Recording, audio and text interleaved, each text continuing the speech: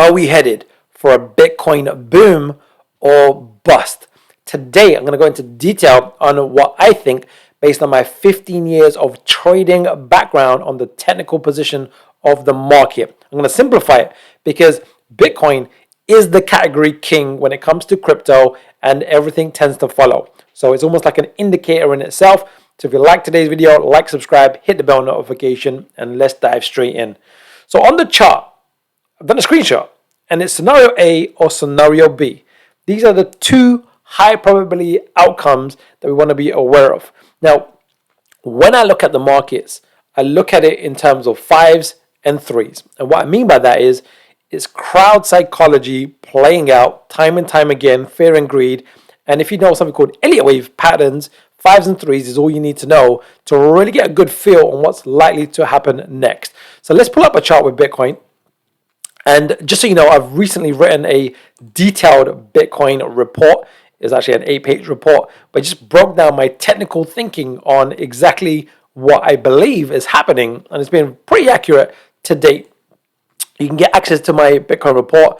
You can get it for free. It's in the link below. It's actually a membership area. I've actually just done another video today, in addition as a supplement to the Bitcoin report, just to really break down a few more things in a lot more detail than we're going to go into today. So today is going to be quite high level. So I'm going to share with you two scenarios. Now remember, markets tend to move in fives and threes. And more often than not, 40, 50, 60, 70, 80% of the time, they're quite clear. What Bitcoin has done over the last few months, we can see it's had what's called an impulsive move to the upside.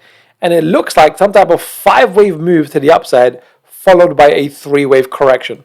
Now, typically what happens after a 5-wave move to the upside and a 3-wave correction is a continuation of the former trend, right? That seems to be what's occurring right now. However, when we get in a bit more advanced, and it is going to be quite advanced what I'm going to cover with you in the next 30 seconds or so, there's something called Fibonacci time. And that's typically the amount of time it typically takes, most common, most high probability, for a correction to unfold. And this particular correction, this over here, this A, B, C, didn't hit the minimum time criteria. So that puts a big question mark to say, is this actually a wave 2 or is this something else occurring? And we just need to be open to the possibility. Now let me just quickly draw this time factor in what I'm referring to. I'm going to draw it in over here. I won't go into detail. In the Bitcoin report, in the free membership area, I break this down in a bit more detail, but it's really this over here. This time factor, and it's really reliable, is the typical minimum time you should see the correction go into. So what we was anticipating was some type of correction like this into this time zone, but that did not occur.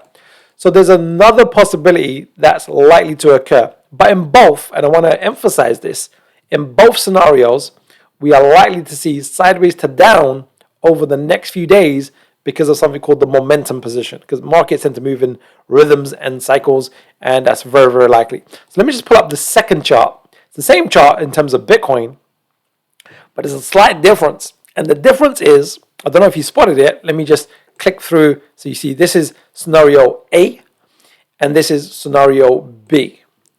What is the key difference?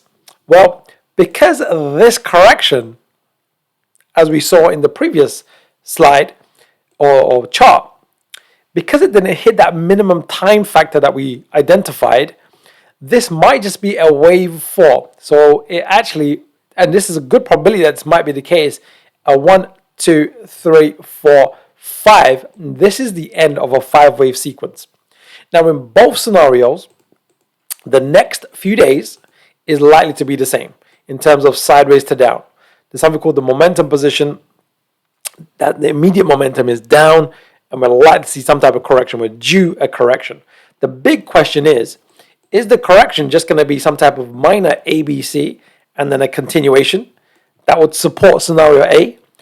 Or are we actually going to see this being an end of a 5-wave trend, and we're going to see a longer correction that's going to last quite a few weeks, possibly going into late April, into early to maybe even mid to late May. Right now, we don't know.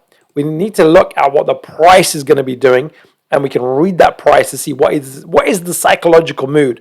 Now, we do have the Fed announcement on the 22nd of March, and reversals tend to occur on that date. So we just want to be on high alert the next 3-4 days or so, that we want to be on high alert that the Fed announcement is coming out. But what do you think? Do you think it's scenario A?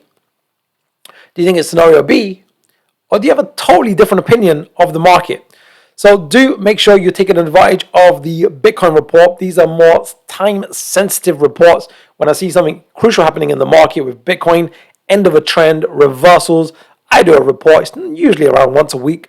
And then you'll get an email that there's a new report to take a look to see if it helps you making business decisions when it comes to not only buying and selling Bitcoin, but also how it has an impact on the rest of the market, and that can also give you a bit of a clue on what's very likely to occur as well. So there you have it. So like, subscribe, hit the bell notification. Let's finish on a quote. I normally grab one from my book. My book is somewhere, but today I'm going to do it off the top of my head. Let's go with this.